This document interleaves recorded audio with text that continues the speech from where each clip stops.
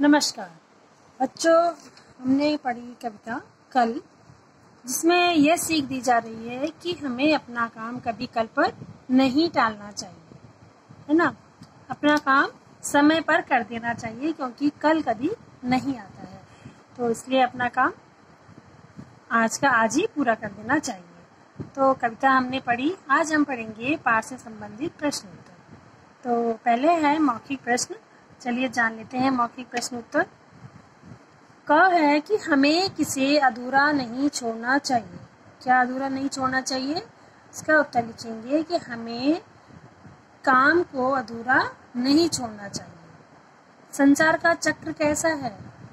उत्तर है संसार का चक्र गतिमान है। कैसे व्यक्ति निरंतर उन्नति करते हैं? जो समय पर अपना काम करते हैं वे निरंतर उन्नति करते हैं। हमें कब तक कल पर भरोसा नहीं करना चाहिए? जब तक शरीर में सांस है या प्राण है तब तक हमें कल पर भरोसा नहीं करना चाहिए। तो ये तो थे मौखिक प्रश्न। चलिए जान लेते हैं लिखित प्रश्न। लिखित प्रश्न है कि सूरज, चांद और सितारों को कवि ने कैसा माना है? क्या ये स्थिर है, गतिशील है या फिर जड़ है? क्या? तो कवि ने सूरज, चांद और सितारों को क्या माना है? गतिशील माना है। किसे खोने वाला जिंदगी भर पछताता है? आज को खोने वाला, कल को खोने वाला या धन को खोने वाला? तो इसका उत्तर है कि आज को खोने वाला जिंदगी भर पछताता है। प्रश्न नंबर 2 है, इन भावों को व्यक्त करने वाली पंक्तियां लिखिए। भाव है कि समय बहुत जल्दी बीत जाता है, ठीक है, और इससे संबंधित हमें कविता से पंक्ति छांटकर लिखनी है। तो पंक्ति है, देखो कितनी जल्दी जल्दी एक एक क्षण भागा जाता है ना। ये पंक्ति है कविता की जिसमें ये भाव उभर कर आ रहा है कि समय बहुत जल्दी बीत जाता है। दूसरी पंक्ति है कि संसार गतिमान है। ये कौन सी कविता की कौन सी लाइन में ये भाव है? तो ये भाव है, प्रवाहमान संसार चक्र यदि रुक न कहीं सकता है परिवार, है ना। प्रवाहमान मतलब होता है कि गतिमान जो संसार है ये चलता रहता है, रुकता नहीं है। अब देखते हैं प्रश्न नंबर 3। इन पंक्तियों का भाव स्पष्ट कीजिए। यहाँ पर कुछ पंक्तियां दी गई हैं, जैसे जो खोता है आज जिंदगी भर वह यूं ही पछताता है, कल कल करने वाला मूर्ख रोता है क्या कल पाता है, क्या कर पाता है, ठीक है। इसका भाव इस प्रकार है कि जो आज को खो देता है वह जिंदगी भर पछताता है। कल पर काम टालने वाला व्यक्ति उस कार्य को कल भी नहीं करता है, सिर्फ पछतावा ही उसके हाथ आता है। और फिर अगली पंक्ति है, काव्यांश को पढ़कर प्रश्नों के उत्तर दीजिए। काव्यांश है जिसमें से प्रश्नों के उत्तर देने हैं। कर सकते हो आज जिसे तुम, उसे कदापि न कल पर छोड़ो। कर सकते हो आप जिसे, मत उसे औरों के बल पर छोड़ो। तो ये हैं पंक्तियां। अब देखते हैं इसमें से प्रश्न क्या है। तो पहला प्रश्न है कि उपयुक्त काव्यांश का मूल भाव क्या है? तो इस काव्यांश का मूल भाव जो है कि अपना काम कल पर मत छोड़ो। दूसरी पंक्ति है, प्रश्न है कि हमें कौन सा कार्य स्वयं करना चाहिए? तो जो कार्य हम कर सकते हैं जैसे पढ़ना लिखना वे स्वयं करने चाहिए। और अगला प्रश्न है, हमें कौन सा कार्य कल पर नहीं छोड़ना चाहिए? हमें आज का कार्य कल पर नहीं छोड़ना चाहिए। कदापि शब्द का क्या अर्थ है? तो कदापि के शब्द का अर्थ है कभी भी।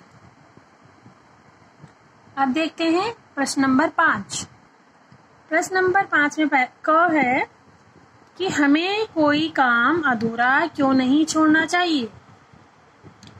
उत्तर है, हमें कोई काम अधूरा नहीं छोड़ना चाहिए क्योंकि क्या पता उस काम को पूरा करने का समय मिले या न मिले, इसलिए अपना काम समय पर पूरा करें।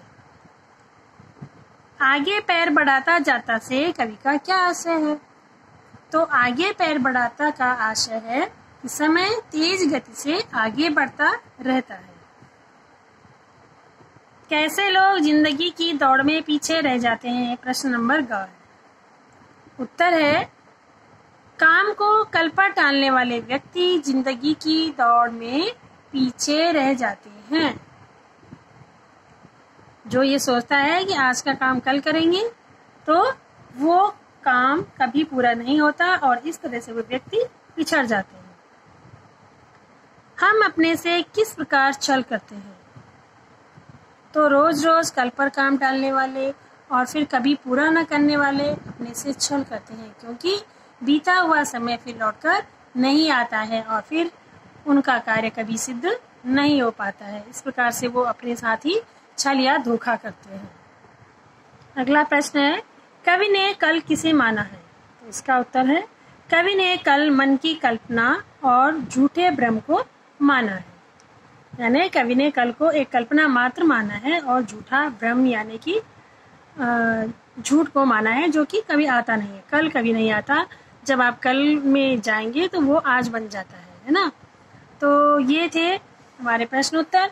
बच्चों प्रश्न नंबर 6 है, इसको जो ध्यान से समझिएगा। सिद्ध कीजिए कि कल कभी नहीं आता। इस प्रश्न को आप स्वयं करेंगे, प्रश्न नंबर 6 के चारों प्रश्नों को।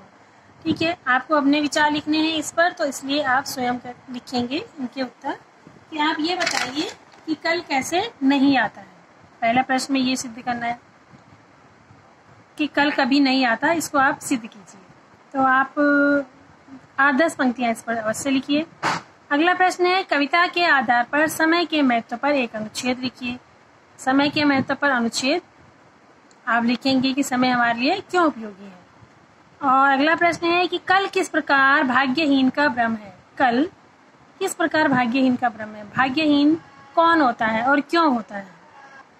कल पर डिपेंड रहने वाला व्यक्ति कैसे भाग्यहीन है, ये आप बताएंगे इस प्रश्न के उत्तर में। अगला प्रश्न है कि कल का रूप कैसे बदल जाता है, यानी कल आज में कैसे बदल जाता है, ये भी आप स्वयं करेंगे। तो 5-5 लाइनें आप सभी प्रश्नों पर लिखेंगे। ये चारों प्रश्नों पर 5-5 लाइनें आप स्वयं लिखेंगे और इनको अपनी हिंदी की नोटबुक में करेंगे। तो ये तो आज के लिए आपका होमवर्क है। इसी के साथ प्रश्न उत्तर का कार्य आज पूरा हुआ और बाकी प्रश्न उत्तर तो आप अपनी किताब में ही फिल कीजिए, लेकिन प्रश्न नंबर जो 6 है ये आप अपनी हिंदी की नोटबुक में स्वयं से करेंगे। आज के लिए इतना ही, धन्यवाद।